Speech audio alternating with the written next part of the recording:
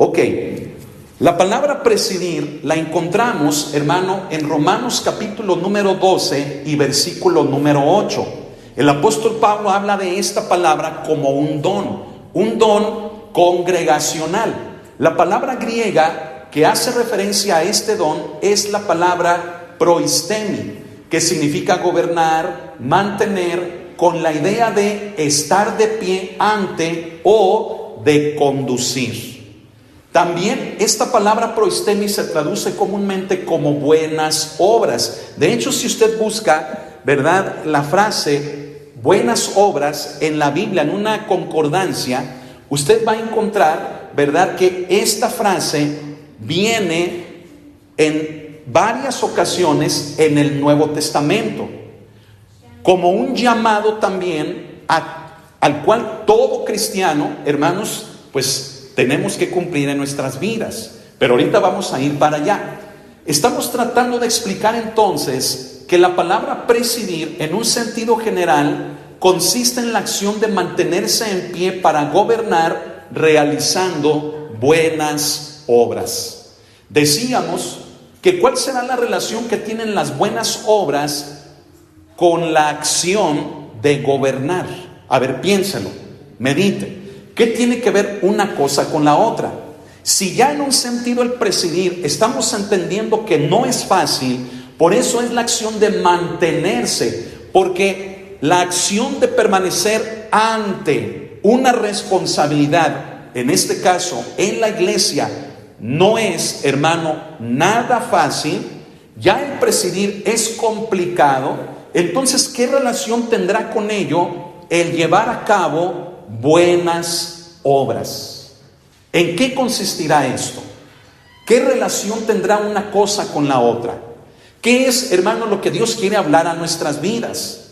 Si usted, ¿verdad?, medita un poquito en esto, usted diría, bueno, es que el tener una responsabilidad en la iglesia, pues es complicada, no es nada fácil. Ok, sí, pero las buenas obras, ¿qué tiene que ver con el hecho de presidir?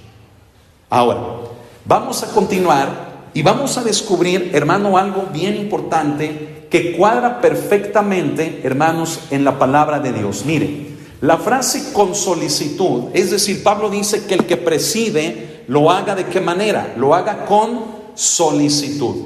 Esa palabra en el griego es espoume, que significa, escuche, diligencia o celo. Diligencia o celo. Es la acción, fíjese bien, de presidir, o sea, de mantenerse en pie para gobernar realizando buenas obras y hacerlo con diligencia o con celo. ¿Y qué significa todo esto? A ver, vamos a poner todo esto de una manera en la que vaya tomando forma el rompecabezas de esta palabra. La palabra proistemi junto con la palabra espoume nos hablan de un don congregacional que es muy importante dentro precisamente de una congregación, que representa el hecho de gobernar, el hecho de mantenerse en pie para gobernar, y esto echando mano de buenas obras, y encima de todo, toda la acción de presidir, incluyendo las buenas obras, las tenemos que hacer o estamos llamados a hacerlo con diligencia. ¿Y qué es la diligencia? Aquí la palabra griega nos menciona también la palabra celo. ¿Qué significa la diligencia? ¿Qué significa este celo aplicado al don que estamos nosotros compartiendo, que estamos en esta noche estudiando? ¿Qué significa? Significa que la acción de presidir no es cualquier cosa en la iglesia. ¿Me estoy explicando? La acción de gobernar, la acción de tener una responsabilidad de ese tamaño en la iglesia, no es, hermanos, cualquier cosa que una persona pudiera decir, ay hombre, pues si es re fácil, cualquiera lo puede hacer. Déjame decirte que no.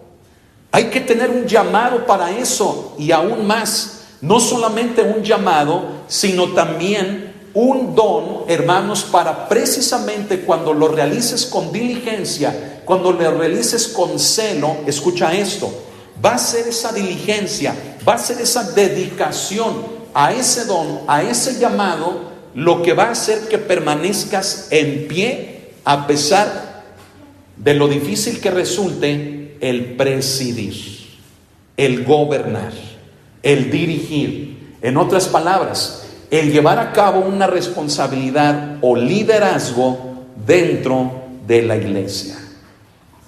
No sé si hasta aquí estamos entendiendo, hermanos, pero el hecho, hermanos, de ejercer un liderazgo dentro de una congregación no es nada fácil. Imagínense, cada cabeza es un mundo. Cada familia también es un mundo. Cada cabeza, cada persona, somos un mundo tan diferente uno de otro.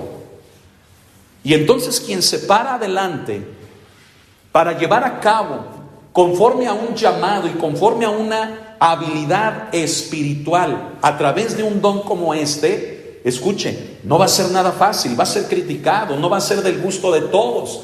A muchos no les va a gustar las decisiones que tome. La gente difícilmente se va a encontrar en acuerdo en todas las cosas que la persona que preside, por guianza del Espíritu, desee o quiera llevar a cabo.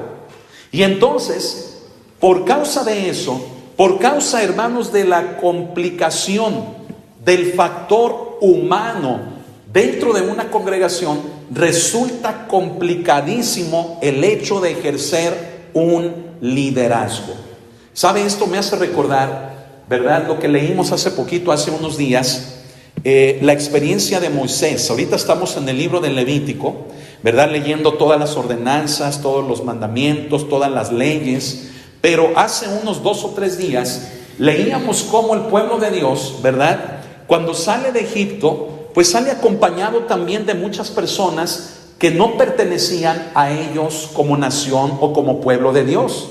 Sin embargo, salen con ellos y comienza la travesía en el desierto. Y lo primero que el pueblo de Dios comienza a hacer es murmurar, quejarse, oponerse a lo que Dios, a través de Moisés, estaba llevando a cabo. Y entonces usted recordará frases que el pueblo de Dios decía: ¿para qué nos hiciste salir al desierto? ¿Para qué vinimos a este lugar para morir de hambre, de sed? Hubiéramos muerto en Egipto, donde teníamos ollas de carne, donde teníamos un techo. Y comienzan a murmurar contra Moisés. ¿Y sabe qué es eso? Eso es una muestra, un ejemplo, hermanos, tal vez el más claro de lo que viene siendo el presidir en una congregación. Y entonces Moisés se enfrenta a una situación complicada, a una situación en la que por un lado el pueblo constantemente se quejaba, constantemente murmuraba, y por otro lado, escuche esto, Dios, quien le dice a Moisés: déjame que acabe con este pueblo, y a ti te pondré sobre gente más grande y más fuerte que ellos. Y entonces recuerda lo que hizo Moisés. Moisés intercede por el pueblo, presentándose delante de Dios, y le dice: ¿qué van a decir las naciones? ¿Qué va a decir mismo Egipto? ¿Qué va a decir esa nación de donde tú nos sacaste, que nos trajiste para que vengamos a morir a este monte?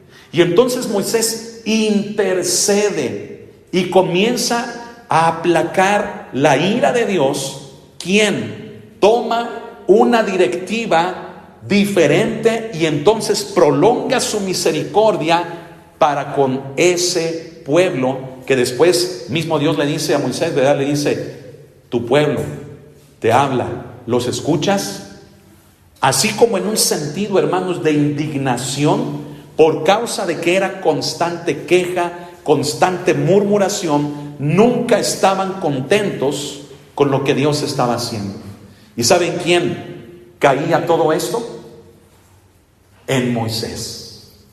Y Moisés estaba presidiendo, y Moisés estaba de pie, se mantenía de pie, Pero ¿cuánto le costó a Moisés hacer eso? ¿Sabe cuánto le costó a Moisés? Le costó tanto que incluso él se perdería de no entrar a la tierra de Canaán. Su corazón se dejó, hermanos, contaminar por la dureza del pueblo, por la necedad, hermano, de la nación. Y entonces, no haciendo lo que Dios le había pedido que hiciera, por lo que él permitió crecer en su corazón, Dios, aún perdonándolo, le impediría entrar a la nación, a la tierra, donde era el propósito llevar a todo ese pueblo una vez que habían salido de Egipto. Hermano, el presidir, lo que trato de hacerle ver con un ejemplo tan claro que nos muestra el libro del Éxodo en la vida de Moisés, trato de mostrarle que no es nada fácil. No vas a ser del agrado de la gente. La gente constantemente va a murmurar, va a hablar a tus espaldas, te va a criticar, y entonces es por eso que debes entender que la palabra presidir como don implica esa capacidad espiritual que Dios te da para que te mantengas en pie a pesar de la crítica, del juicio, de la murmuración, de que hablen a tus espaldas, de que no les caigas bien a todos, de que te den, hermano, incluso, fíjate bien, rechazo, cuando tú estás entregándolo todo por la gente. Esta capacidad espiritual reflejada en un don que es el de presidir, iglesia, escúchalo, te da la capacidad de mantenerte en pie con el fin de poder guiar, con el fin de poder seguir escuchando la voz de Dios para que le des la guianza a la iglesia aún en las peores condiciones. A ver, no sé si me estoy explicando. Mira, por un lado tienes que aprender al momento de realizar la acción de presidir. Por un lado tienes que aprender a mantenerte en pie, pero por otro lado tienes que también permanecer en pie oyendo la voz del Señor. No sé si me estoy explicando. Tú puedes decir, no, yo aguanto, pero ¿escuchas la voz de Dios? Porque tal vez el que tú digas, yo aguanto, y yo sigo, y yo aquí estoy, y no me muevo, puede representar que tu corazón se está endureciendo. Puede representar que tú estés creando una fachada con la cual tú muestras que allí estás, pero en tu corazón puede haber odio, en tu mente, en tus emociones, en tu alma, puedes estar guardando sentimientos que te impidan oír la voz de Dios. El presidir es algo precioso, hermanos. Por eso nos tenemos que dar cuenta que como don no le es dado a cualquier cristiano. ¿Por qué? Porque no se trata nada más de amacharse, como decimos en nuestro país, y decir, yo aquí estoy y no me muevo y no me mueven. No se trata nada más de eso. Se trata de que tu corazón permanezca limpio, que tu alma, que tu vida, tu espíritu permanezcan limpios para que puedas permanecer en comunión con Dios a través de su espíritu, escuchar su voz y así, manteniéndote en pie, puedas gobernar, pero oyendo la voz del Señor. Hoy en día hay mucha gente que está gobernando en la iglesia, que está al frente, que está presidiendo, que está llevando a cabo una acción de responsabilidad, de liderazgo, pero con un corazón duro, amargado, dolido, resentido por lo que resulta del trato con las personas. El presidir no es eso. El presidir es, sí que aguantes todo lo que te pueda suceder al momento de mantenerte en pie, pero que perdonando limpies tu corazón para que tengas la capacidad de oír la voz de Dios y así le des la correcta guianza a la obra de Dios, que es la iglesia. Por eso no cualquier cristiano, hermanos, lo hace. No cualquier cristiano tiene esa capacidad. Por eso llegamos a esta definición de este don. Mira, la definición de este don podemos decirla que es la capacidad otorgada por el Espíritu Santo para mantenerse en pie ante una responsabilidad en la obra de Dios, o sea, en la iglesia, realizando buenas obras y mostrando diligencia. ¿Qué les parece? A ver, medítelo, piénselo, a ver. Ahorita se va a poner todavía más bueno esto, hermanos. Bueno, yo creo que está bueno. A mí, hermanos, me habla mucho Dios con estos dones congregacionales, porque estamos acostumbrados a hablar nada más de los espirituales. La lista de 1 Corintios 12 nada más, pero Romanos 12 y la que sigue, que vamos a ver, si Dios lo permite, en los siguientes miércoles, que es la de Efesios 4, los dones ministerio o bien los ministerios de gobierno, hermano, son los recursos espirituales que Dios determinó para su iglesia, para que su iglesia seamos su cuerpo aquí en la tierra. Y no un cuerpo mocho, no un cuerpo descompuesto, sino un cuerpo funcional, un cuerpo sano, un cuerpo, hermanos, que crezca, que se desarrolle, que madure. Y para esto, hermanos, un don como el de presidir es hermoso en la palabra de Dios y sobre todo necesario dentro de la iglesia de Jesucristo. Amén. Bueno, vamos a continuar. No pierda, ¿verdad?, atención. Vamos a continuar. Miren, la importancia de este don radica en el hecho de lo que hace un nagid. Usted dirá, ¿y qué es un nagid? Bueno, aquí en la iglesia yo he explicado mucho acerca del nagid. El nagid es la palabra hebrea que nace desde el libro del Génesis, con ejemplos como el de Jacob. ¿Recuerda a Jacob? Cómo trabajó durante 7 años para poderse casar con una de las hijas de Labán. Él se quería casar con Raquel, sin embargo, pues no se dio cuenta de las costumbres de aquella tierra, y cuando él cumple los 7 años de su servicio, ¿qué le pasó? El suegro, quien iba a ser su suegro, le dio a la mayor en lugar de la menor. La mayor, ¿quién era? Lea. Y entonces a la mañana siguiente es cuando se da cuenta Jacob, ¿verdad? Se da cuenta de que no era a quien ella amaba. Y entonces viene y le reclama a Labán, y Labán le dice, es que no es la costumbre aquí con nosotros dar a la menor antes que a la mayor. Si tú quieres que te dé ahora la menor, entonces pues mira, ya trabajaste 7 años, pues trabaja otros 7 años para mí.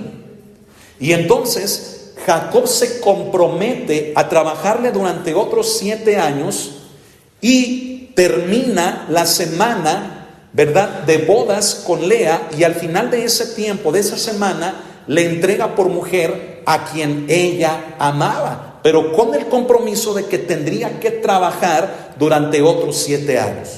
La acción que hace Jacob, escucha, de ponerse al servicio de Labán, es el origen de la palabra nagid, palabra hebrea que designa ¿a quién? Designa a un legislador, a un capitán, a un gobernante que ¿qué? Que llega a esa responsabilidad por medio de su trabajo, de su servicio, por medio de su ejemplo. Y ahora póngame atención, leímos también, no hace mucho, sino hace unos 3 o 4 días también, leímos que Jacob, escuche esto, fue enriquecido. Es decir, ¿qué fue lo único que hizo Jacob? ¿Sabe qué fue lo único que hacía Jacob? Trabajar, servirle a su suegro. ¿Y sabe qué hizo Dios por medio de ello? Lo recompensó enriqueciéndolo, al grado que Jacob y Labán ya no podían habitar juntos. El ganado, las personas que ya estaban con ellos, ya eran tantas que no podían cohabitar, no podían estar juntos. Y entonces llega el momento en el que Jacob se separa de Labán, su suegro, con sus mujeres, con sus hijos, parte de allí, y entonces comienza Jacob a llegar a la responsabilidad de dejar de ser Jacob y convertirse en Israel. Recuerden la historia, ¿verdad? El ángel le preguntó y le dijo, ¿cuál es tu nombre? Y él le dijo, Jacob. Le dijo, ya no se llamará más tu nombre Jacob, sino Israel, porque has peleado con Dios y con los hombres y has vencido. Y entonces comienza Jacob, por medio de ser un Nagid, a convertirse en Israel. La palabra Nagid, hermanos, abarca algo tan hermoso que el punto principal de lo que ésta encierra es servicio. Un Nagid es un siervo, un esclavo, un servidor. Es una persona que, como aquí comento, llega a una responsabilidad. Mire, ahora ya viéndolo en el ámbito de la iglesia, llega a una responsabilidad en la iglesia por medio de su servicio, es decir, de su ejemplo. Y ellos lo proponen, o sea, su servicio lo propone para gobernar en la iglesia, no solo con diligencia, sino con el sentir correcto. Mire, queda claro que un Nagid necesita diligencia en lo que hace. Es decir, ¿qué es lo que hace que el trabajo de una persona sea prosperado? ¿Sabe qué es? El que lo haga con diligencia, con cuidado, con sabiduría, con inteligencia, que lo haga con responsabilidad. Y escúcheme, es una ley universal. Es una ley universal. No solamente en Cristo, sino aún fuera de Cristo. Una persona que usted conozca allá afuera, que se dedica, que se disciplina, que aplica diligencia a lo que sabe hacer, usted no me va a dejar mentir, va a ser una persona que va a prosperar, una persona que va a crecer, va a ser alguien, hermanos, a quien le va a ir bien, por así decirlo. Entonces, la diligencia va implícita en el sentir de un Nagid. ¿Por qué? Porque el Nagid es quien se pone a las órdenes de otro para servirle. ¿Y ustedes creen que lo va a hacer maltrecho? ¿Que lo va a hacer al aventón? No. Otro ejemplo de un Nagid muy claro es Josué con Moisés. Cuando Dios llamaba a Moisés a la cumbre del monte, ¿sabe quién lo acompañaba? Ni los ancianos, es más, ni Aarón, el hermano de Moisés, lo acompañaba. Pero quien siempre estuvo con él era su servidor, quien era Josué. Así que Josué, cuando Moisés era llamado y veía la nube, veía la gloria, veía los relámpagos, mire, ahí a un ladito, en reverencia y con un sentir correcto, estaba Josué oyendo, viendo, aprendiendo de todo lo que estaba en ese momento aconteciendo. Y qué privilegio, hermanos, Dios le daría a un siervo que, como le repito, ni Aarón ni los ancianos del pueblo de Dios tuvieron. Pero ahí estaba Josué.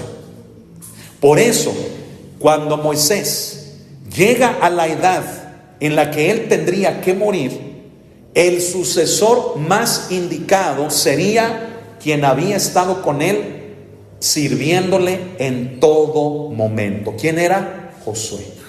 Entonces, Josué, yo no lo veo, hermanos, limpiando los zapatos o aseando la ropa o dándole de comer enojado a Moisés. Yo no lo veo, hermanos, a Josué haciendo las cosas, ¿verdad?, con un mal genio o aventando las cosas o diciendo, ay, siempre yo, ¿por qué lo tengo que hacer yo siempre?, ¿verdad? Yo no veo así a Josué. Josué, hermanos, era alguien que se dispuso en su persona para entregarse por completo en servicio a otro. ¿Quién hace eso? Un Nagid. Y no cualquiera también es un Nagid. ¿Sí? Bueno, ahora mire, déjeme continuar. Aquí menciono en la parte de abajo esto.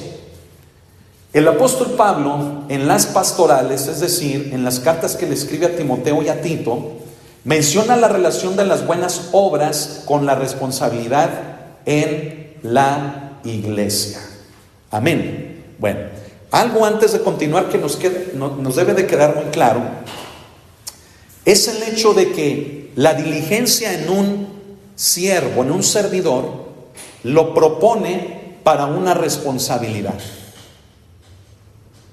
El cómo tú barras, el cómo tú trates a las personas, el cómo tú laves los baños, el cómo tú te conduzcas, tu actitud, tu sentir, ello te propone para que llegues por medio de un llamado y de un don como este, llegues a la acción de presidir. Imagínese qué tremenda tarea. Imagínese un esclavo de pronto convertirse en el capitán de toda la nación de Israel. A ver, ¿lo había visto así? O sea, un siervo, un esclavo, se llegó a convertir en el príncipe de la nación de Israel. Y eso es lo que pasa cuando la persona tiene un llamado de parte de Dios. Esto es lo que pasa cuando Dios deposita en alguien un llamado y lo confirma a través de un don como este. Dios selecciona a una persona para que con un don como este pueda llevar a cabo la acción de presidir su iglesia. ¿Por qué? Porque va a ser una guía que se va a encargar de servir, se va a encargar de hacer su servicio para otros, y en ese sentido lo va a hacer bien, lo va a hacer con amor, lo va a hacer con dedicación, con disciplina, lo va a hacer, hermanos, de una forma en la que sabe que lo hace para Dios, aunque redunde para los hombres. Y entonces Dios lo va empujando hasta que cuando menos se da cuenta, ya está en una responsabilidad, no nada más pastoral, sino también de alguno de los otros ministerios. Y entonces ya llegó a esa responsabilidad. Y muchas veces el naguid se pregunta, ¿y cómo llegué aquí? ¿Sabe cómo llegó allí? A través de su servicio. Amén. ¿Cómo llegué aquí? ¿Cómo que ya me dicen pastor? ¿Cómo que ya estoy en esta responsabilidad? ¿Qué fue lo que hice? Servir. Servir y servir. Con diligencia, con el sentir correcto. Amén. Ahora, lo que menciono aquí, hermanos, nos va a proyectar, fíjense bien, a lo que el apóstol Pablo dice en Primera de Timoteo, capítulo 3 y versículo número 1. Vamos a buscarlo en nuestras Biblias. Primera de Timoteo,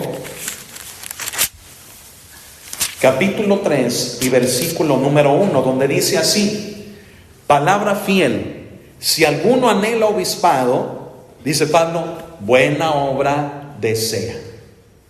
¿Qué le parece? Si alguno anhela obispado. ¿Y qué es el obispado? ¿Sí? Bueno, aquí lo menciona. El obispado es el ejercer cuidado sobre la iglesia. ¿Lo hace quién? Pues lo hace un obispo, es decir, un supervisor, un anciano, una persona con madurez. Y ya esta obra en sí misma conlleva a realizar buenas obras para la iglesia. A ver, vamos a entender entonces esto. ¿Quién anhela obispado? Pablo dice, dice, hay una palabra fiel, una palabra que es verdad. Dice Pablo, que el que anhela obispado está deseando hacer una buena obra. ¿Por qué el obispado es una buena obra? ¿Por qué? Porque quien ejerce el obispado ejerce cuidado sobre los demás. ¿Me explico? ¿Y cómo se cuida a los demás? Pues se cuida, hermanos, realizando, escuchen, obras que son buenas obras. ¿Por qué son buenas obras? Porque redundan en el cuidado de las personas. Es decir, el que tú te preocupes por una persona y la visites, el que tú te preocupes por una persona y estés orando por ella, el que tú te preocupes por cuidar a una persona y busques la manera de darle el consejo de la palabra de Dios que le va a hacer bien, todo ello redunda en que hagas acciones que van a resultar como buenas, es decir, benéficas para aquellos a quienes vas a ejercer el cuidado. Entonces, miren, si entendemos esto, hermanos, de las buenas obras, vamos a ir descubriendo la relación que tienen estas con la acción del presidir. Porque recuerden, no pierda de vista que el presidir es sí mantenerme en pie, pero mantenerme en pie realizando buenas obras. Es decir, cuando a Moisés lo atacaban, lo criticaban, ¿recuerdan la rebelión de Coré y todo su séquito? ¿Qué le dijeron a Moisés? Le dijeron, ¿a poco nada más tú y Aarón pueden escuchar a Dios? ¿A poco nada más tú y Aarón son santos? Coré le dice, nosotros también. Y entonces Moisés les dice, ok, a ver, entonces vamos a ver. Al que elija a Dios, que ese permanezca en pie delante de él. Y al que no, le dice Moisés a Coré, que Dios haga algo nuevo con lo que demuestre él que esa persona no tiene la razón. ¿Y qué sucedió con Coré y todo su séquito? ¿Qué les pasó? ¿Lo recuerdan? ¿Qué les pasó? Algo nunca visto, algo que nunca había acontecido. ¿Qué pasó? La tierra se abrió y cayeron en ella Coré y todo su séquito, incluyendo sus familias, Padre Santo. Fue algo nuevo, no se había visto. Entonces toda la congregación de Israel se dio cuenta y dijeron, Coré no tenía la razón, quien sí tiene la razón es Moisés. Entonces escuchen esto. Esto es importante porque lo tenemos que ver de esta manera. Las buenas obras en la acción de presidir son un complemento de una forma natural. Es decir, cuando tú ejerces una responsabilidad en la iglesia, esta va a redundar por donde le busques, va a redundar en un cuidado para los demás. Entonces, lo que tú hagas para ejercer ese cuidado para los demás es obvio, van a ser cosas buenas. Amén. Es como un papá en casa. Un papá en casa, ¿verdad? Para ejercer el cuidado sobre sus hijos, ¿qué hace?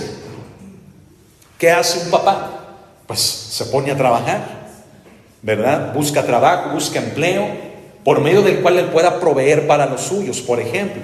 ¿Qué más puede hacer un papá para ejercer ese cuidado en casa? Pues debiera de tomarse el tiempo, aún a pesar del cansancio, aún a pesar de las actividades del día, aún a pesar de la jornada, tomarse el tiempo para platicar con sus hijos, platicar con su esposa y no justificarse diciendo yo te cuido dándote el dinero que necesitamos para la manutención de cada día. No, eso es algo que tenemos que hacer, pero más allá de eso, un cuidado consiste en que demos lo mejor de nosotros. Amén. Un pastor, un ministro, alguien llamado al obispado es una buena obra. ¿Por qué? Porque dentro de la ejecución de esa buena obra que va a hacer cosas buenas para cuidar a los demás. Cosas buenas. Ahora entiende, ¿por qué la relación de las buenas obras con el presidir? Porque quien está en responsabilidad de mantenerse en pie para gobernar la iglesia, para liderar la iglesia, con un corazón limpio, con diligencia, escuche, de manera natural, tendrá que hacer cosas que redunden en el cuidado de la gente. ¿Y por qué digo de manera natural? Porque, a ver, póngame atención, esto es clave. ¿Por qué de manera natural? Porque ahí se comprueba quién tiene verdaderamente el don o el llamado de Dios. Porque quien tiene el don o el llamado de Dios no le cuesta. Le sale natural ir a hacer una visita, ir a orar por un enfermo. Le sale natural ir a buscar a una persona. Le sale natural el cuidado. ¿Me explico? Y cuando sale de forma natural, póngame atención, esa persona está demostrando que tiene genuinamente un llamado de parte de Dios. Por eso Jesús hace la diferencia entre un asalariado del que no lo es. El asalariado hace las cosas porque hay de por medio un salario. Recuerda eso. Y Jesucristo enseñó, ¿verdad? Ahí en Juan 10, dice: el ladrón no viene sino para hurtar, matar y destruir. Hermano, Jesús se refería a hombres, no a la obra de Satanás. Claro que Satanás también hace eso, pero en Juan 10, Jesús se estaba refiriendo a personas asalariadas. Lea desde el versículo 1, posible lea desde el capítulo 9 de Juan. Leyendo el contexto vamos a descubrir que Jesús hablaba de personas que fingen tener un llamado, que fingen tener amor, pero no son más que ladrones, son asalariados. Hay un interés y por medio de ello hacen cosas que les cuestan trabajo, Les cuestan trabajo. ¿Por qué? Porque dicen: ay, no, ¿por qué lo tengo que hacer? Que se cuiden solos. ¿Por qué tengo que ir? ¿Por qué tengo que hablar? ¿Por qué tengo que preparar? ¿Por qué? No, hombre, yo aquí, el que quiera. Y entonces Jesús dice: hermanos, el que anhela obispado, el que anhela ser un supervisor para cuidar la iglesia, qué buena obra desea, Es tan buenísima que es bien complicada, dice Jesús. Te va a costar, pero si tienes el llamado, dice Jesús, entonces te vas a recuperar de toda la oposición que al ejercer el obispado experimentes: dolor, decepción, crítica, engaño, deslealtad, acusación, murmuración. Te vas a levantar de allí y vas a seguir adelante, dando siempre lo mejor de ti para aquellos en quienes Dios te ha dado la responsabilidad de cuidar. ¿Qué les parece, hermanos? ¿Vamos bien? Dice: y asimismo Pablo en Tito 2:7 exhorta a Tito, estando en la responsabilidad de gobernar, a que su ejemplo en la iglesia sea de buenas obras. Vamos a leer ahí adelantito, Tito capítulo 2, versículo número 7. ¿Qué dice? Dice así. Le dice Pablo a Tito, dice: presentándote tú en todo. ¿En qué se tenía que presentar Tito? En todo. ¿Como ejemplo de qué? De buenas obras. Y luego señala, ¿verdad?, el caso de que en la enseñanza, mostrando integridad, seriedad, palabra sana, etcétera, todo lo que viene enseguida. Pero fíjese qué importante lo que le dice Pablo. Le dice: Tito, estás en un lugar difícil pastoreando, ¿sí? Es complicado, la gente es dura, la gente te va a dar la espalda, te va a criticar. Cuando tú des lo mejor de ti, cuando tú inviertas tu misma persona en los demás, la gente te va a quedar mal, te van a tratar mal, te van a dejar, se van a ir de tu iglesia. Pero tú, Tito, le dice Pablo, preséntate aún en esas cosas y en todo lo que vivas, preséntate como ejemplo de buenas obras. Es decir, Tito, toca la guitarra, ministra la alabanza, predica, lava los baños, ve a los hospitales, haz todo lo que estás llamado a hacer. Todo lo que es bueno, hazlo con una sonrisa, con un corazón limpio. Preséntate ante todos como ejemplo de que en tu corazón no guardas nada. Padre Santo, qué difícil es eso. Y aún escucha esto. También cuando tu área económica es azotada, debes de mantenerte en pie para presidir. ¿Por qué? Porque el que tiene el llamado, el que tiene el don, no está ahí por la conveniencia económica. ¿Me explico? No está allí porque le paguen, no está allí porque le den ofrenda, está allí porque ama al que lo llamó. Entonces, cuando tu área económica es azotada y al mismo tiempo estás viendo que la gente se va de la iglesia y encima te critican y no te quieren y la gente se encarga de hacértelo saber, escucha el consejo que Pablo le da a Tito y te lo da a ti, nos lo da a mí, nos lo da a todos. Pablo nos dice: preséntate en todo como ejemplo de buenas obras.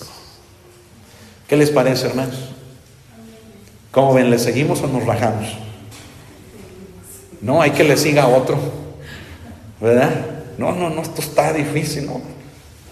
¿Cómo le hacemos, hermanos? Mire, se lo vuelvo a repetir. Por eso, este don, no cualquiera lo tiene. Y no es por menospreciar a nadie. Pero no cualquiera tiene esto.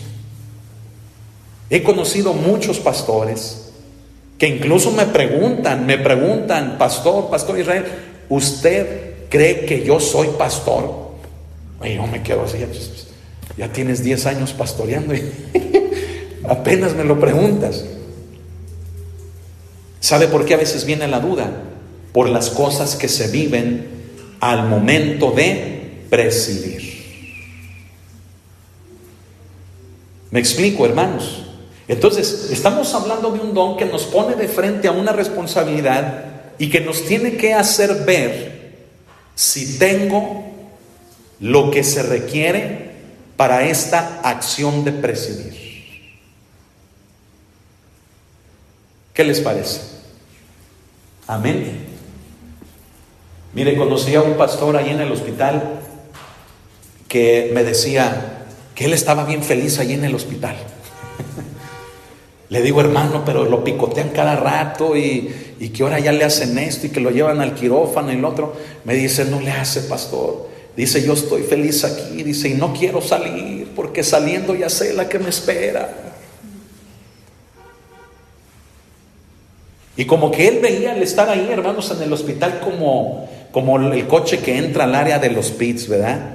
Que entra ahí a que le den mantenimiento, a que se recupere, a que pueda estar a solas con Dios, a que pueda a lo mejor alejarse de todas las presiones y poderse recuperar.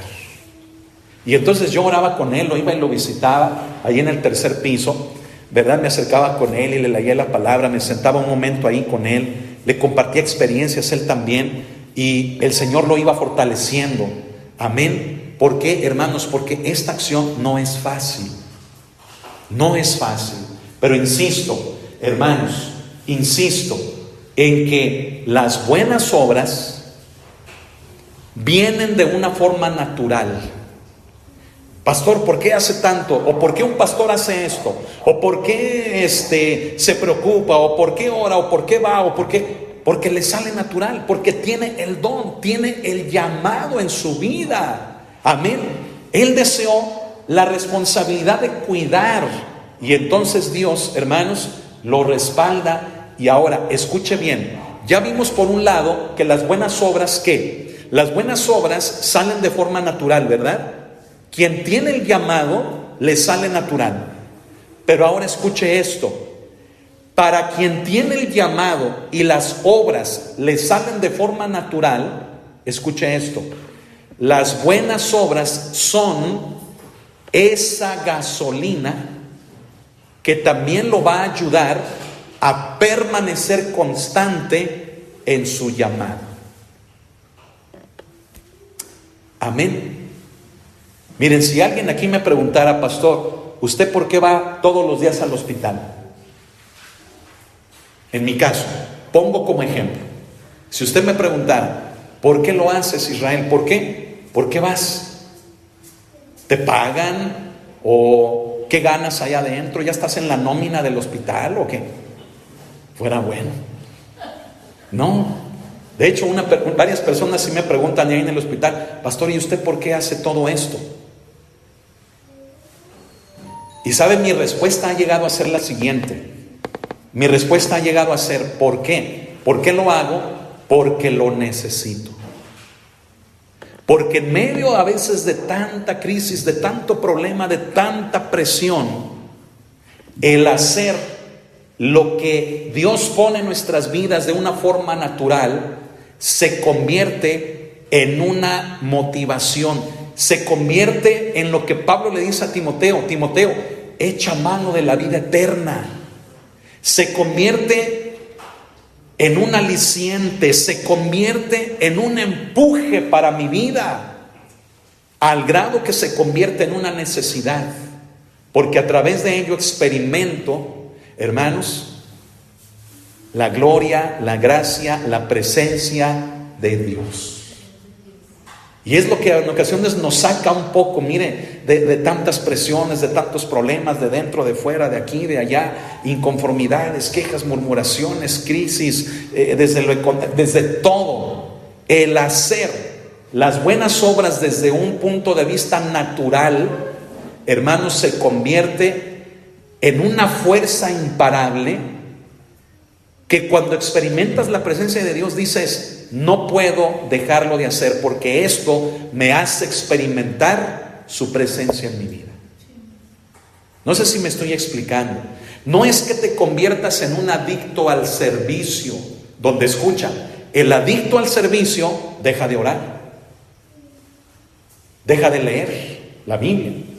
El adicto al servicio ya llegó al puesto y estando allí se descuida, porque al cabo ya sirve, al cabo ya es un servidor, al cabo ya es pastor, al cabo ya tiene una responsabilidad, y entonces comienza a descuidar su vida espiritual. El adicto al servicio descuida su vida espiritual. No hablo de eso, hablo de que el resultado del llamamiento en tu vida produce de una forma natural buenas obras, mismas que te hacen ver el respaldo de Dios en tu vida, y por lo tanto tú no lo quieres dejar de hacer, porque ves eso y dices: wow, lo necesito, esto me levanta, esto me reanima, esto es como una inyección de vitaminas espiritualmente hablando. Y sigues y sigues y sigues. Bueno, vamos a continuar, vamos a seguirle, porque ya vamos a acabar, ¿verdad? Nos faltan como 10 diapositivas. No sé. Mire, creo que esa es la última. Sí, ya es la última. Mire, en general, la palabra nos recuerda que hemos sido creados para buenas obras. ¿Qué dice Efesios 2:10? Vamos a leerlo rápidamente. En Efesios 2:10 dice la palabra de Dios así. Dice: porque somos hechura suya, creados en Cristo Jesús para buenas obras. Dice: las cuales Dios preparó de antemano para que anduviésemos en ellas. Amén. Entonces, miren, hablamos por un lado de que hay personas que tienen un llamado específico a través de un don como este, que lo puede llamar a un pastorado, lo puede llamar a ser un evangelista, a ser un profeta, lo puede llamar a tener una responsabilidad incluso, no sé, de ser el encargado de ujieres, o del talento, o de la alabanza, una responsabilidad específica. Lo que hace que se mantenga esa persona allí no es sus recursos y decir: ahora nadie me quita, ahora yo, no. Lo que lo hace mantenerse a la persona allí es el hecho de que se nutre por medio del Espíritu. El Espíritu lo renueva, lo levanta, porque las buenas obras ya vimos que se convierten en eso. Amén. Bueno, ahora estamos hablando de que en general, es decir, a todos nosotros como creyentes, como cristianos, la palabra nos recuerda que hemos sido creados para buenas obras. Amén. O sea, pastor, entonces tengo que cambiar mi manera de hablar, mínimo.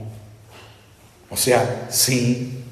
Pastor, entonces significa que tengo que dejar mi pecado. Pues claro, el pecado te estorba, es un ancla, te aleja de Dios, te trae muerte espiritual. Pastor, entonces significa, escucha esto, escúchalo, lo he explicado y lo voy a volver a decir. La persona que genuinamente ha nacido de nuevo no pregunta: pastor, ¿y es malo que yo vaya al antro?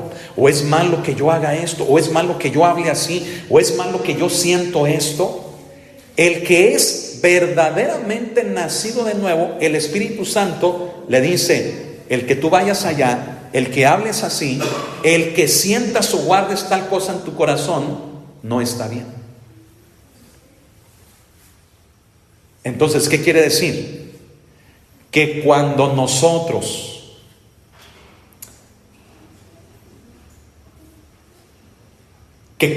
nosotros, mejor dicho, no se producen esas buenas obras de una forma natural, somos como el naranjo, el arbolito, el naranjo que está ahí. Tengo que dar naranjas. Y ¡pum!, sale un limón en una de sus ramas. No, el naranjo, ¿qué va a dar? Pues uvas. ¿Qué va a dar el naranjo? Higos. ¿Qué va a dar el naranjo? Naranjas. Entonces, ¿lo hace de una forma natural o forzada? Natural, porque es su naturaleza. Si tu naturaleza es nueva, regenerada, divina, entonces las buenas obras vienen como resultado y se convierten en ti en una necesidad, en una motivación, porque experimentas el respaldo de Dios. Y escucha esto es para todos. Por lo tanto, el que tú llegues a preguntar, también, no quiero ver lo que es malo, no, acércate, pregúntalo, ¿sí? Es mejor que salgas de dudas. Pero el hecho de que nosotros lleguemos a preguntar, entonces tengo que hacer esto, tengo que dejar lo otro, tengo que procurar en mi vida. Claro, ¿por qué? Porque hemos sido llamados a buenas obras. Somos hechura de Dios. ¿Dios es malo o es bueno? Pues Dios es bueno. Amén. Debemos de ser igual. Hermanos, por lo tanto, estamos llamados a hacer cosas buenas.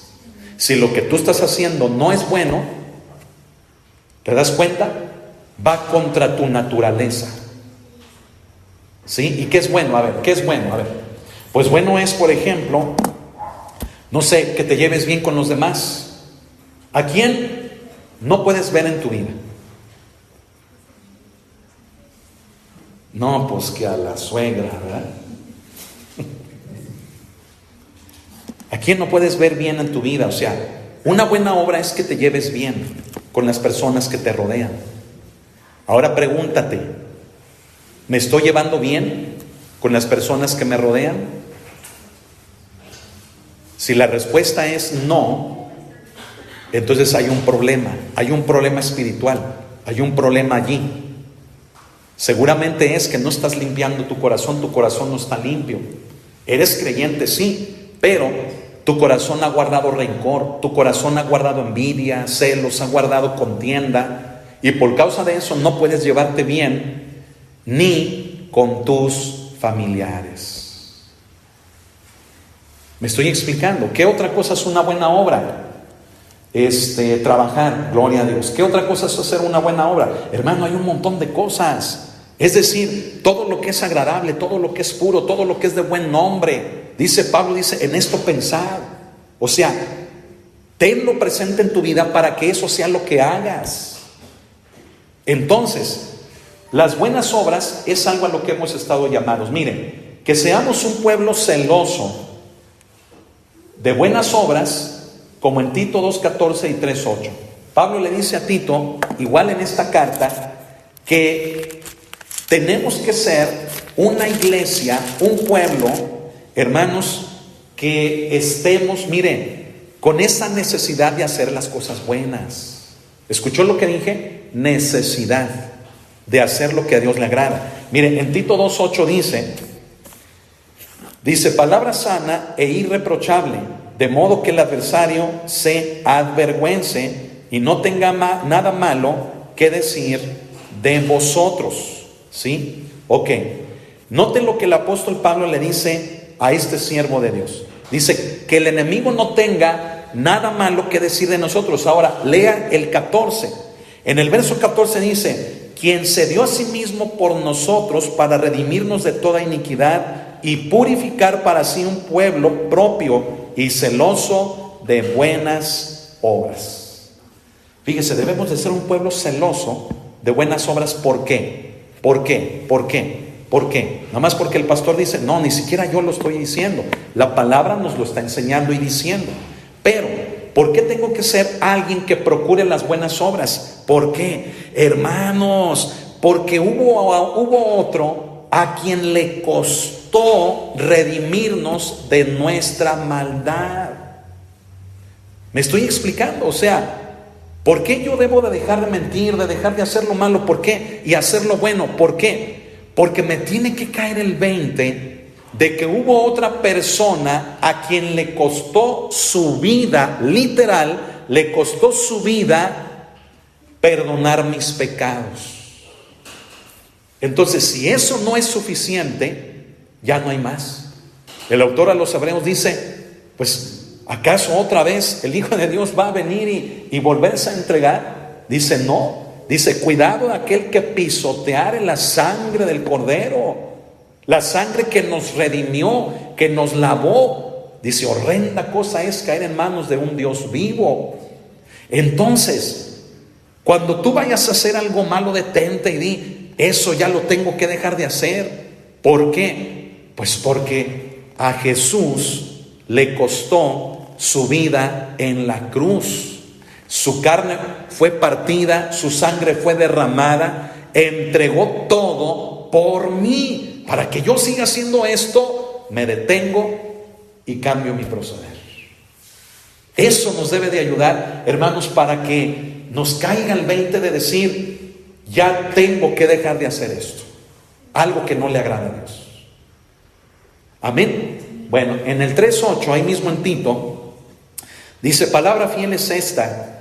Dice, en estas cosas quiero que insistas con firmeza, para que los que creen en Dios procuren ocuparse en buenas obras. Dice, estas cosas son buenas y útiles a los hombres. Amén. ¿Qué nos dice la palabra? La palabra nos dice, hermanos, que es bueno hacer lo bueno, es útil, es algo que te abre puertas.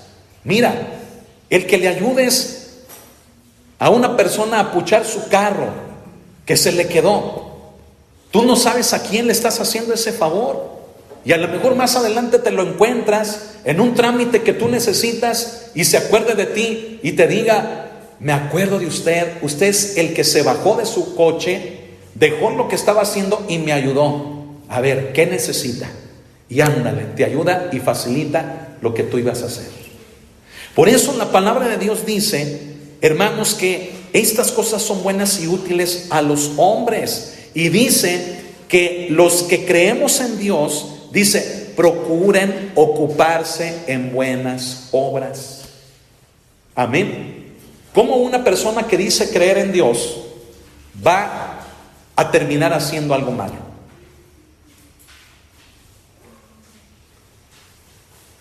Bueno, pues porque hay diferencia, ¿verdad? Una cosa es creer en Dios, todo el mundo decimos creer en Dios, pero otra cosa es creerle a Dios. Pero aquí la palabra dice que los que creemos en Dios, es decir, que los que le creemos a Él, procuremos pues que nuestra vida manifieste buenas cosas, buenas acciones. Amén. Ahora, ¿qué tanto estás dispuesto tú a hacer algo por los demás? A ver. ¿Tú eres alguien a quien se te puede pedir un favor? O es más, eres alguien, como lo dije hace creo que 15 días, eres tú alguien que, aunque no te digan, pero si tú estás viendo, eres tú alguien que te muevas a hacer algo por los demás. Miren, hay gente que se justifica y dice, es que a mí no me dijeron, es que a mí no me pidieron nada, a mí no. Pero si te estás dando cuenta, o sea, necesitas que alguien te diga lo que tienes que hacer cuando sabes que lo tienes y que lo puedes hacer. ¿Me explico? Esto conlleva un sinfín de cosas que, mire, no solamente en el ámbito de la iglesia, sino hasta de nuestros mismos hogares. De nuestros mismos hogares. ¿Sí? Miren, yo no sé, pero yo me fijaba en algo, ¿verdad? Con algunos vecinos que llegaban a sus casas, vecinos, ¿verdad? Y bueno, no sé, pero bueno, es un ejemplo. Ándale, vieja, bájate y abre la cochera, el portón, para meter el coche. Y ahí va la mujer quitándose todo, ay, los niños y esto, y cansar, y ahí va y se baja lloviendo, haciendo frío, y ahí va y se baja y abre.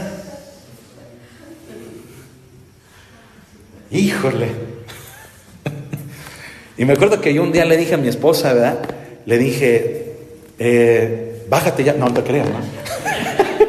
No, pero le dije, me llama la atención, le dije que pues las señoras van allí calientitas, a gusto, con el niño a veces cargado, X cosas, no sé, y todavía se tienen que bajar a hacer algo que yo le dije a mi esposa, que yo creo, pues a mí me corresponde.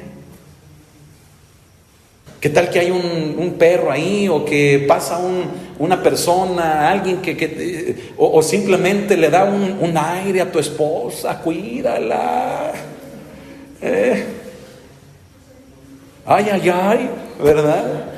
Hermanos, la caballerosidad, la amabilidad, son principios que, mire, hoy en día, por la ideología de género, por la igualdad de género, se está perdiendo.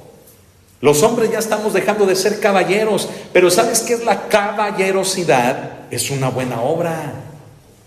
Es una buena obra. ¿Cómo le hablas a tu mujer? ¿Cómo le hablas a tu esposa? Ándale, vieja, y muévete, córrele, que no tengo tu tiempo. Digo, y creo que me quedé cortito, ¿verdad?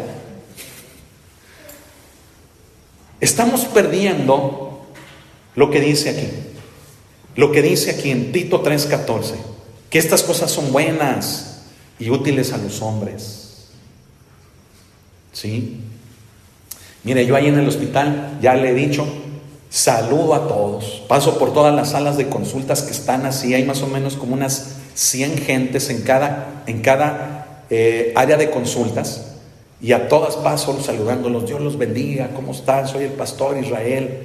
Échenle ganas, Dios está con ustedes. El Señor puede obrar un milagro. Estoy para servirles. Dios los bendiga. Y con mi vocecita, ¿verdad? Y me encuentro sacerdotes, me encuentro monjas, me encuentro muchas personas. Y hasta me saludan, pastor, ¿verdad? Y la amabilidad, la cordialidad te abre puertas. Estés cansado, enojado, lleves dolor, no traigas dinero, lo que sea, pero que eso no te quite para lo que fuiste creado. Crees en Dios, le crees a Él, entonces la palabra te dice, haz buenas obras. ¿Por qué? Porque si Dios es bueno, debemos de ser igual. Amén. No me quiero enfrascar, no me quiero estancar mucho ahí para poder concluir. Amén. Pero hermanos, hay tantos ejemplos de cosas que podemos hacer que a veces necesitamos que alguien nos la pida, cuando no debiera ni de ser eso. No debiera ni de ser eso. A ver, el que te lleves bien con una persona, el que te puedas tú relacionar bien con los demás, el que les des respeto, el que tengas tú la manera de poder realizar algo desinteresadamente por alguien, está en ti. Si le crees a Dios, debe de estar en ti. Amén. Por eso lo he dicho, Jesús tenía el título de Hijo de Dios. ¿Por qué? Tenía otros, Hijo de Hombre, por ejemplo. Pero el título Hijo de Dios, ¿por qué lo tenía? ¿Por qué? Porque como Hijo de Dios, Él era obediente a su papá.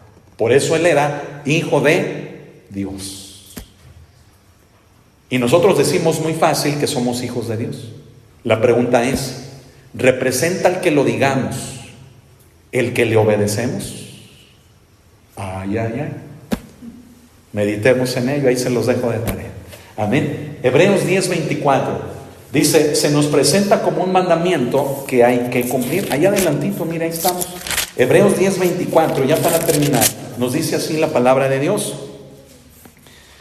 Ya se me están apagando las luces, hermanos. Dice el 24, dice, y considerémonos unos a otros, dice, para estimularnos al amor, ¿y a qué más? Y a las buenas obras. El contexto de ese versículo encierra, hermanos, el hecho de mantener una fe firme, sin fluctuar, una fe, una profesión, hermanos, una vocación en nuestra vida cristiana constante, real, genuina. Y entonces Pablo dice, el autor a los Hebreos dice, bueno, que aunque muchos consideran, ¿verdad?, que podría ser Pablo, hermanos, dice, considerémonos, o sea, tengámonos unos a otros presentes el hecho de que nos animemos a manifestar amor entre nosotros y también que nos animemos a hacer algo bueno por los demás. Pablo en una de sus cartas sí lo dice, ¿verdad? Dice que hagamos el bien mayormente ¿a quiénes? A los de la familia de la fe, pero no nada más a la familia de la fe, sino que lo hagamos con todo mundo. De hecho, acuérdese, un paréntesis. En el libro de los Hechos, los diáconos, los servidores, que ahí en el libro de los Hechos, en el capítulo 6, y es más, no nada más ellos, sino hasta los mismos apóstoles, todos los que eran llamados a un servicio, acuérdese que realizaban su servicio no nada más en la iglesia, realizaban su servicio como un acto público, es decir, en donde hubiera necesidad, un apóstol, un diácono, un maestro, un profeta ayudaba a los demás. Y hoy en día nos limitamos nada más a que de 7 a 9 soy servidor porque hay culto en la iglesia y cumplo con ese horario bien buena onda. Pastor, ¿cómo está? ¿En qué le puedo servir? A ver, mire, no, yo lo llevo, lo traigo, lo subo, lo bajo, lo cargo. Y se llegó la hora de las 9 y se acabó el encanto, ¿verdad? ¿Y dónde está el servidor? Ya se fue, pastor. Oye, pero estaba aquí conmigo bien, pues ya llegó la hora y se le acabó. No, las buenas obras como hijos de Dios deben de ser 24/7, 365. Amén. 24/7, los 365 días del año. ¿Por qué? Porque es lo que somos, natural. Debe de salirnos natural. Amén. Bueno, es un mandato, porque así lo señala. Dice, y a las buenas obras. No, hombre, y si leyéramos el 25, dice, no dejando de congregarnos. Pero mejor no, ¿verdad? Ahí lo dejamos quietecito, para otra ocasión. Y luego menciono aquí, un ejemplo de esto es Tabita, mujer preciosa, hermano, Dorcas, en Hechos 9:36. Mire, entre paréntesis le pongo, tal vez por esto el Señor la resucitó. ¿Por qué? Porque Dorcas no era apóstol, Dorcas no era evangelista, Dorcas no tenía un cargo a lo mejor definido como muchos otros lo tenían en la iglesia. Pero ¿saben quién era Dorcas? ¿Quién era Tabita? Alguien útil, alguien necesario, alguien que cuando ya no estuvo, se le extrañaba, se le necesitaba. ¿Qué les parece? ¿Usted recuerda lo que hacía Tabita? Cosía, remendaba, confeccionaba. Pero ¿qué hacía con su trabajo de sus manos? Lo vendía y con ello no solamente se sustentaba a sí misma, sino que creaba ella una fuente de sustento para la iglesia. ¿Qué les parece? Hoy en día hacen falta Tabitas, Dorcas en la iglesia, con corazones, hermanos, dispuestos, generosos, a trabajar, a servir sin interés, pero con mucho amor, porque sabe que lo hace para el Señor. Entonces imagínense aquellos niños, aquellas familias que dejaron de comer porque ya no tenían el apoyo de una mujer como Dorcas, que hacía humildemente en su casa con un oficio que era, hermanos, pues algo completamente, es decir, algo completamente cotidiano, algo que hacía en su casa. Los niños, las familias que dejaron de comer porque Dorcas ya no estaba. Entonces mandaron por Pedro, que estaba en Jope, ¿verdad? Le dicen, ven. Y entonces Pedro llega y le platican de esta mujer. ¿Y qué sintió Pedro en su corazón? Yo siento que Dios quiere hacer algo. Y entonces ora por ella y el Señor le permite resucitar, vivir. Y entonces Tabita, a partir de ese momento, pues se tomaría unas vacaciones, ¿verdad? Diría, yo ya trabajé mucho, yo ya serví, yo ya di. Como mucha gente hoy lo dice en la iglesia, ¿no? A veces me dicen, pastor, es que yo ya serví, es que yo ya hice, es que yo ya di. Y yo les digo, pues síganlo haciendo. Digo, esto no se acaba hasta que se acaba, hasta que suene la trompeta final. Les animo, ¿verdad? Dorcas seguramente, hermanos, al volver, al revivir, al estar nuevamente entre la iglesia, diría, a ver, que el apóstol, que el maestro, no, yo a mis agujitas ahí en mi casita, mi sillita, ¿verdad? Y a ver, vamos a remendar, esto se vende en tanto, y todo esto es para la edificación de la iglesia. ¿Qué les parece? ¿Era una buena obra o no? ¿Era una buena obra o no? Era una buena obra. Por eso le pongo entre paréntesis que tal vez por eso el Señor la resucitó. No sabemos en su voluntad por qué le permitió volver a vivir, pero seguramente alguien tan útil y tan humilde, tan sencillita, era alguien tan necesaria en la iglesia. Yo te quiero preguntar, ¿tú estás convirtiéndote en alguien necesario en la iglesia? Déjame te planteo bien la pregunta. Me refiero al hecho de que por tu buen corazón, tu disposición, la pureza que debe de haber en tu corazón, un corazón limpio, un llamado de Dios que tú digas, me vaya como me vaya, Señor, yo me mantengo porque te amo, no por lo que me den, porque te amo y porque contigo soy feliz y porque me sale natural hacer esto y lo otro. Por todo eso, te estás recomendando tú en la iglesia para que el Señor te resucite en caso de que algo te pase. Hermano, ¿cómo que te nos vas? Yo voy y oro por ti. ¿Cómo que te no? Hay que seguirle. No se crea, pero ¿te estarás convirtiendo en alguien así? Piénsalo. Si no, todavía tienes tiempo, ¿eh? La trompeta todavía no suena. Mientras no suene, hay tiempo. Mientras no suene, hay tiempo. ¿Ya sonó? A ver, ¿ya lo oíste? ¿Ya sonó? No, entonces tienes tiempo. Cambia tu sentir, cambia tu corazón, limpia tu mente, tu corazón, limpia tu boca, limpia tu ser y dile, Señor, yo te sirvo, yo te amo por ello, porque yo te sirvo, porque lo siento en mí, porque sin que nada me den, sin que me pasen, me pueda pasar un tren por encima, lo que sea, esto es lo que yo soy. Amén. Y entonces, que seas alguien necesario como Tabita. Y por último, recordemos que las buenas obras no son para salvación, sino por la salvación. Es decir, nadie piense aquí que haciendo lo bueno se va a ganar la salvación. No, esa la tenemos por fe, ¿verdad? No por obras, para que nadie se gloríe, dice también Pablo a los Efesios.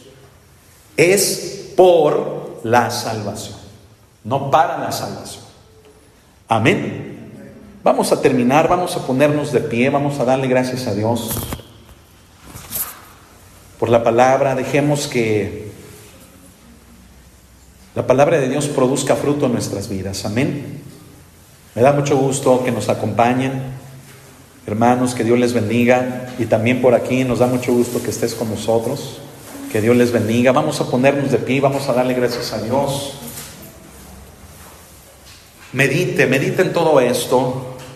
Pues no se transmitió, pero se grabó, y más noche o mañana lo subo para que pues los que no pudieron escucharla, no pudieron venir, pues la puedan oír.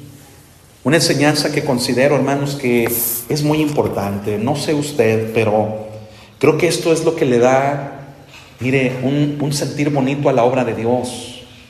Esto es lo que le da razón, sentido, mire, a tantas tribulaciones, aflicciones que a veces tenemos que pasar. ¿Por qué? Porque nos mantenemos en pie y seguimos, pero no por nuestros recursos o por nuestro temple, no, sino por el carácter de Cristo en nosotros, por su Espíritu, por un llamado en nosotros. Amén. Entonces, mientras la trompeta no suene, hay tiempo. Amén.